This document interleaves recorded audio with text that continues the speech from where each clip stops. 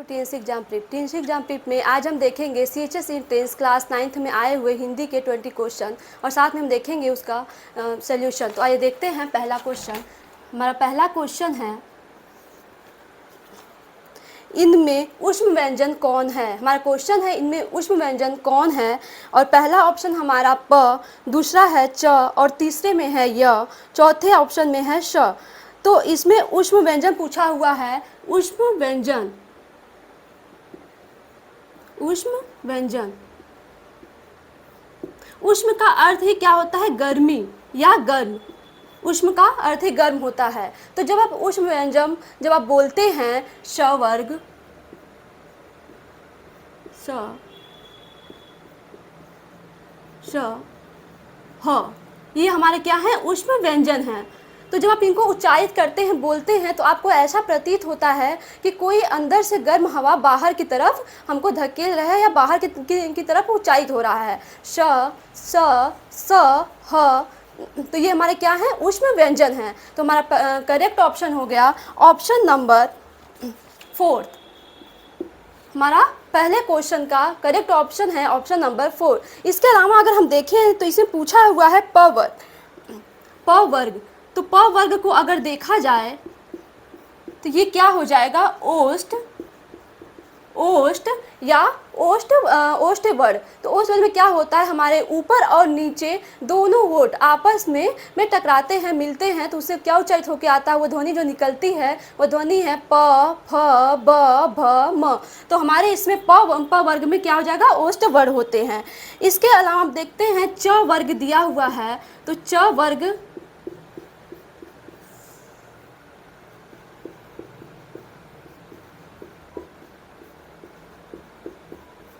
तालु वर्ण।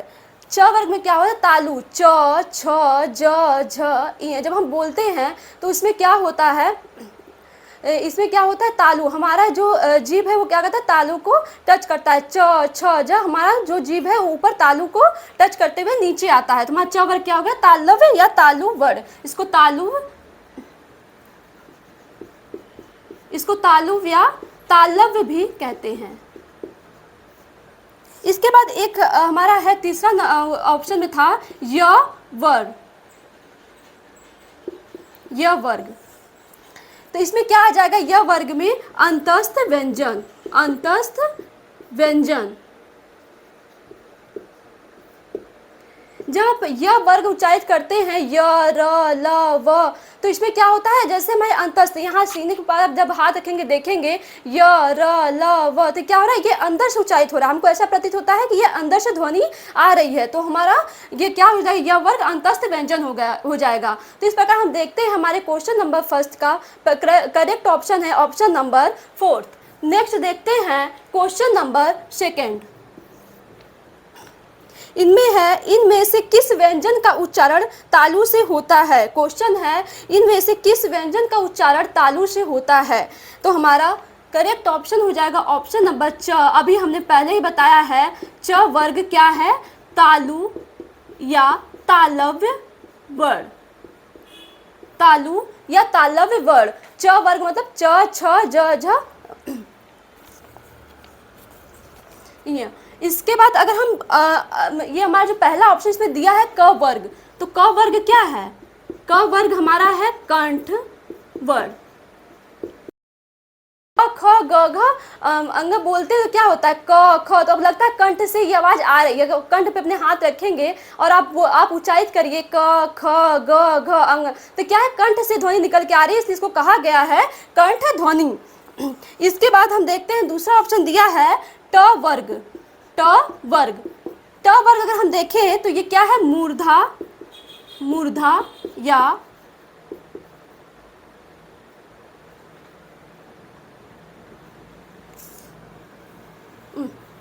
ये क्या है? मूर्धा वर्ण, ट वर्ग।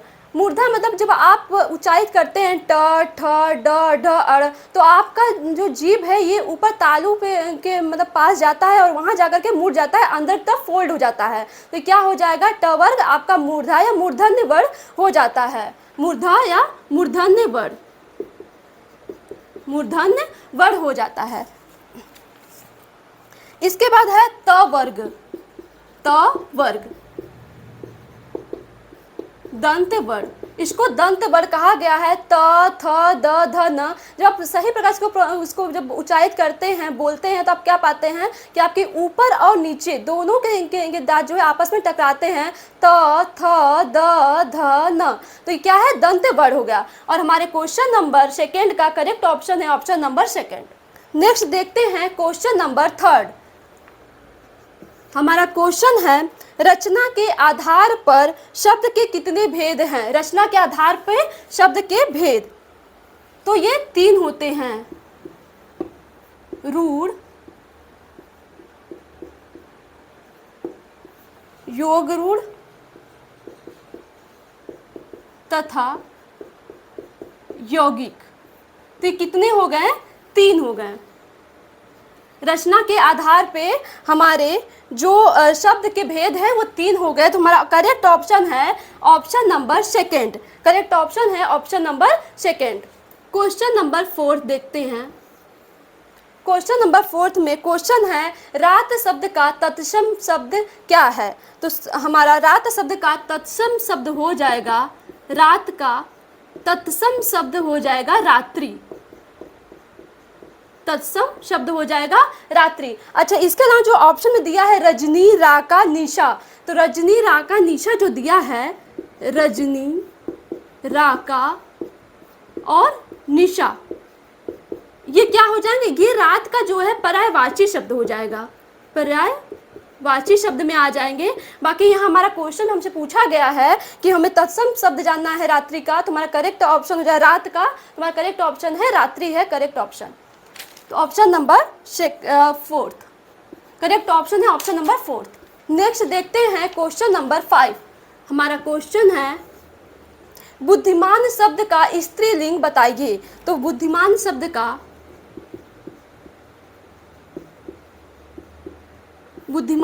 का स्त्रीलिंग है बुद्धिमती। तो हमारा करेक्ट ऑप्शन हो जाएगा ऑप्शन नंबर सेकेंड। तो क्वेश्चन नंबर 5 का करेक्ट ऑप्शन है ऑप्शन नंबर सेकेंड। नेक्स्ट देखते हैं क्वेश्चन नंबर 6। हमारा क्वेश्चन है, पिता ने पुत्र को किताब दिया। हमारा क्वेश्चन है, पिता ने पुत्र को किताब दिया, तो रेखांकित पद में कौन सा कारक लगा है। तो हमारा क्या होगा, पिता ने पुत्र को, पिता ने पुत्र को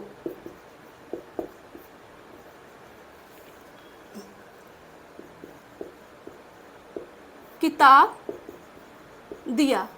तो रेखांकित पद में पूछा है पुत्र को, तो को क्या है, किसका है, कर्म कारक, ये कर्म कारक का चिन्ह है। तो हमारा करेक्ट ऑप्शन हो जाएगा option number first.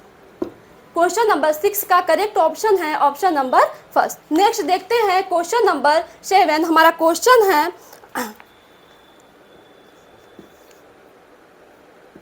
Question number 7 हमारा क्वेश्चन है, अपना काम अपने आप करना चाहिए, इस वाक्य में सर्वनाम है। अच्छा, जैसा आप देख रहे हैं अपना काम अपने आप करना चाहिए, अपने आप मतलब स्वयं के लिए कहा गया, यहाँ किसी अन्य की बात नहीं की जा रही है।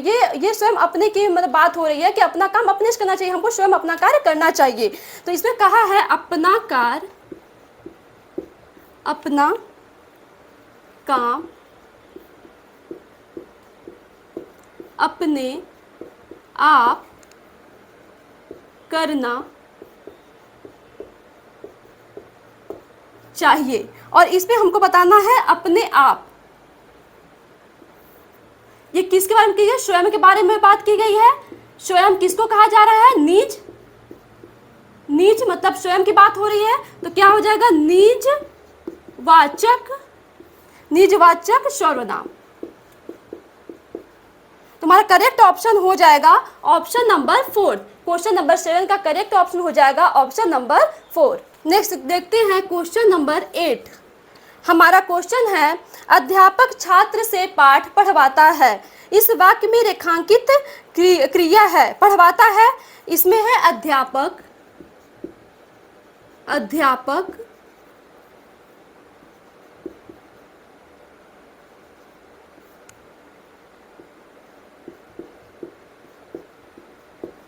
छात्र से पाठ पढ़वाता है। पाठ पढ़वाता है, इसमें हमको बताना है कौन सी क्रिया लगी हुई है। पहली बात तो इसमें करता क्या है, स्वयं कार्य को कर नहीं रहा है, इसमें किसी अन्य से कार्य करवाया जा रहा है। जैसे सीता गीता से पत्र लिखवाती है, यहाँ पे क्या अगर हम देख ले, जैसे हम ले रहे हैं सीता गीता से पत्र लिखवाती, तो यहाँ क्या हुआ, सीता का कार्य है लेकिन सीता ने स्वयं कार्य को नहीं किया और इसने क्या किया, गीता से कार्य कराया। उसी प्रकार अध्यापक ने छात्र से पाठ पढ़वाया या पाठ पढ़वाता है, तो हमारा यहाँ पे करेक्ट ऑप्शन आ जाएगा ऑप्शन। और ये क्रिया जो हो रही है ये किस में आता है, प्रेरणार्थक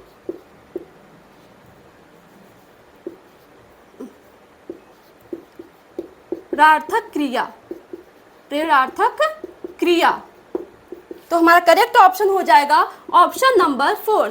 क्वेश्चन नंबर 8 का करेक्ट ऑप्शन है ऑप्शन नंबर 4। नेक्स्ट क्वेश्चन देखते हैं, क्वेश्चन नंबर 9।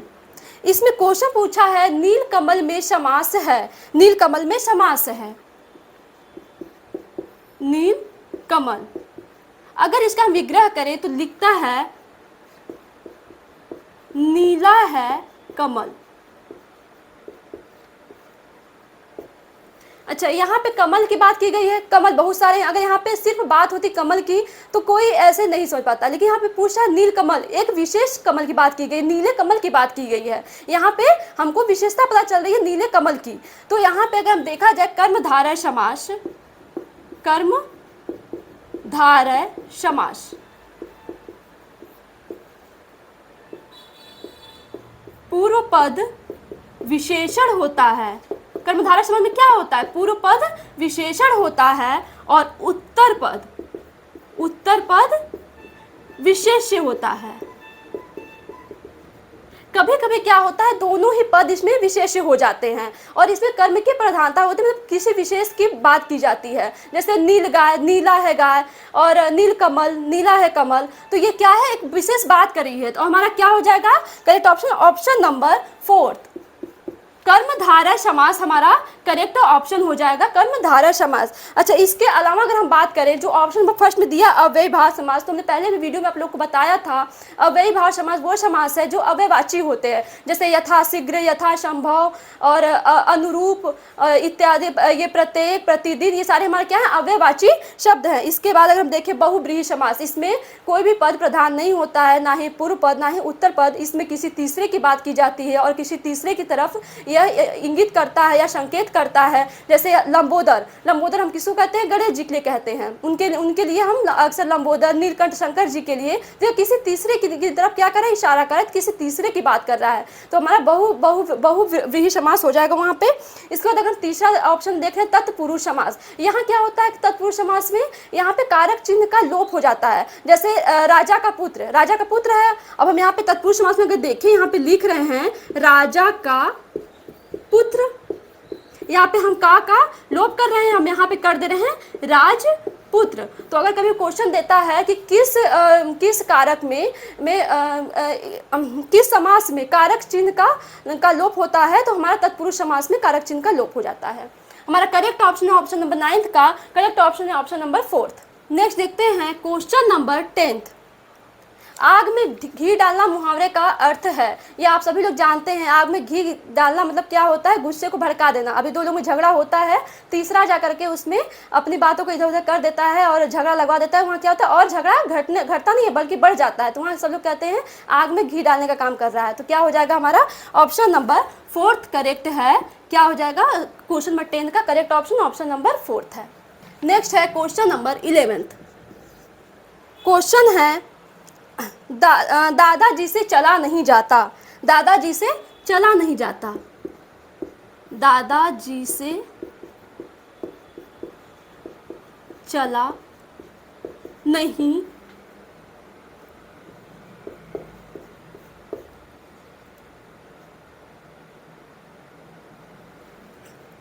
जब जब आप इस लाइन को बोलते हैं दादाजी से चला नहीं जाता, तो एक दुख, एक होता है कि कार्य को न कर पाने की असमर्थता हमको दिखाई दे रही है, एक भाव प्रकट हो रहा है जिससे हमको दुख मतलब प्रतीत हो रहा है कि दुख है, वेदना है और दादाजी चल नहीं पा रहे हैं, ये काफ़ी कष्टदायक है। तो इसमें क्या है, भाव की प्रधानता हमको दिखने की मिल रहा है, भाव प्रधान है ये। तो हमारा क्या हो जाएगा, करेक्ट ऑप्शन हो जाएगा ऑप्शन नंबर 3 भाववाच्य। भाववाच्य, भाववाच्य में क्या है, भाव की प्रधानता, दादाजी चल नहीं पा रहे हैं, यह भी एक दुख है, यह क्या है, भाव को प्रकट कर रहा है। हमारा करेक्ट ऑप्शन हो जाएगा ऑप्शन नंबर 3। नेक्स्ट देखते हैं क्वेश्चन नंबर 12। क्वेश्चन है परमोदार्य में शब्द में कौन सी संधि है। परमोदार्य, परम औदार्य, हमारी संधि है वृद्धि संधि। अगर वृद्धि संधि और हम ट्रिक से ही देखें तो इसमें दो चुंडी को ही देख के हम इसको पकड़ लेते हैं कि क्या है, वृद्धि संधि है, और इसमें भी आप देख रहे हैं लगा हुआ है। हमारा करेक्ट ऑप्शन है ऑप्शन नंबर 2। क्वेश्चन नंबर 12 का करेक्ट ऑप्शन है ऑप्शन नंबर 2। नेक्स्ट देखते हैं क्वेश्चन नंबर 13। हमारा क्वेश्चन है क्वेश्चन नंबर 13। चरण कमल बंदो हरिराई में कौन सा अलंकार है। चरण कमल बंदो हरिराई, अब इस जो लाइन का इसका अगर अर्थ हम देखें तो कह रहा है जो भगवान का चरण है उनके बंदों के लिए, उनके भक्तों के लिए क्या है, कमल है, कमल के समान नहीं है। अगर ये रहता कमल के समान तो वहाँ पे क्या हो जाता, हमारा वहाँ पे हो जाता उपमा अलंकार, लेकिन कह रहा है चरण चरण कमल बंदो हरी राई, और यहाँ पे हमारा आ जाएगा रूपक अलंकार। रूपक अलंकार,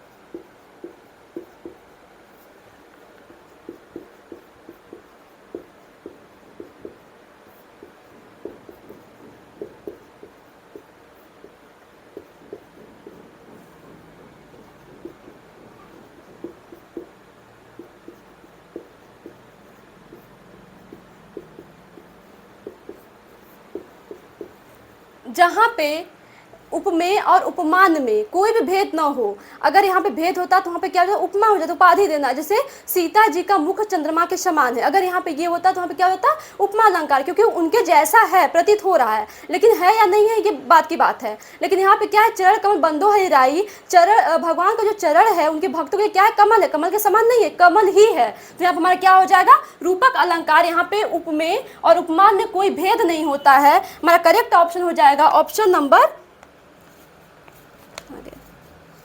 ऑप्शन नंबर 3 में है रूपक अलंकार। क्वेश्चन नंबर नेक्स्ट देखते हैं क्वेश्चन नंबर 14। क्वेश्चन है पानी परात को हाथ छुयो नहीं, नैनन के जल से पग धोए, इन पंक्तियों के रचनाकार हैं। तो इन पंक्तियों के रचनाकार कौन हैं, नरोत्तम दास जी हैं, नरोत्तम दास जी हैं, और इनकी ये कविता है, और इनकी कविता का नाम क्या है, सुदामा चरित।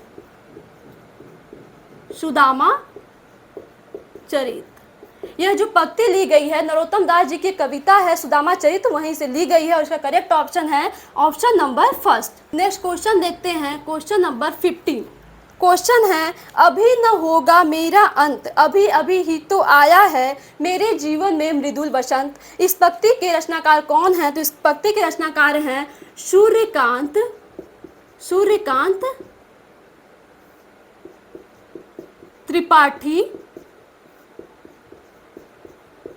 निराला, और यह उनकी कविता से लिया गया है, यह उनकी कविता से लिया गया है। करेक्ट ऑप्शन है ऑप्शन नंबर 1।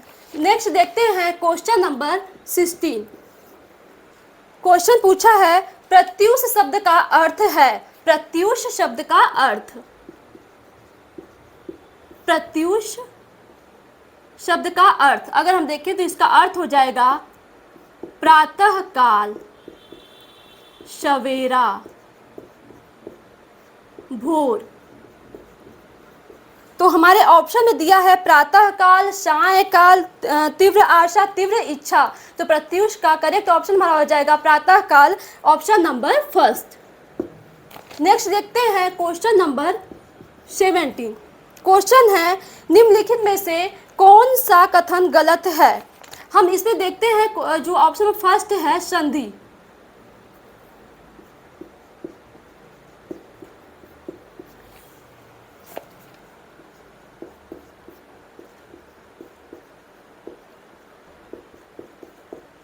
दो निकटवर्ती वर्णों के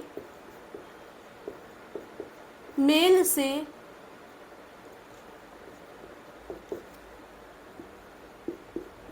जो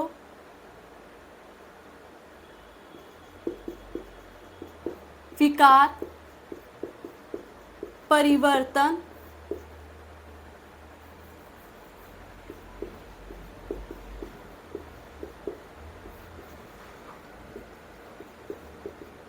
होता है उसे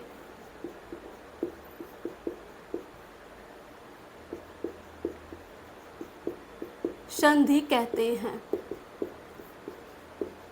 इस प्रकार हमारा करेक्ट ऑप्शन हो जाएगा option number first. Correct option है ऑप्शन नंबर फर्स्ट। नेक्स्ट देखते हैं question number 18। Question number 18 question है कामायनी के रचनाकार कौन है। तो आप सभी जानते होंगे, बहुत ही फेमस हैं कहानीकार जयशंकर प्रसाद जी। कामायनी उन्हीं की रचना है, कामायनी जयशंकर प्रसाद की है। इसके अलावा इनकी बहुत सारी रचनाएं हैं। अगर देखा जाए तो आशु,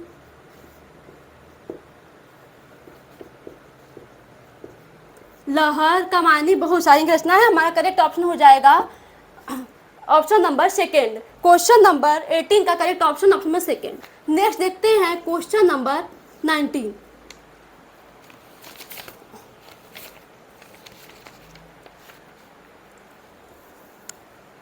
नेक्स्ट देखते हैं क्वेश्चन नंबर 19।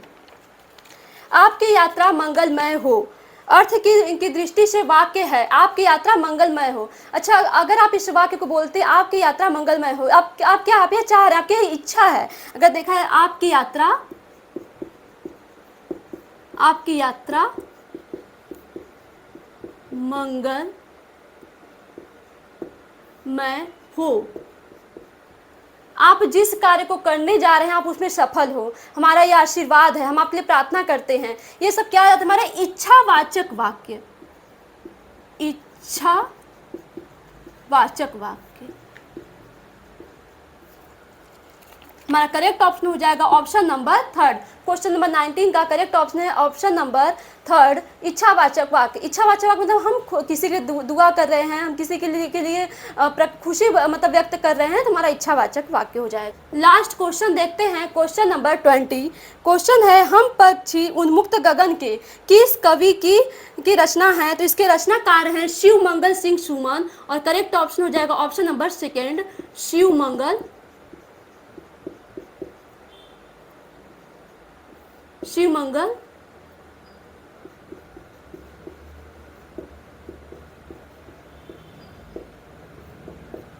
हमारा करेक्ट ऑप्शन है ऑप्शन नंबर सेकेंड। आज के इतना ही, फिर मिलेंगे नेक्स्ट वीडियो में। Thank you.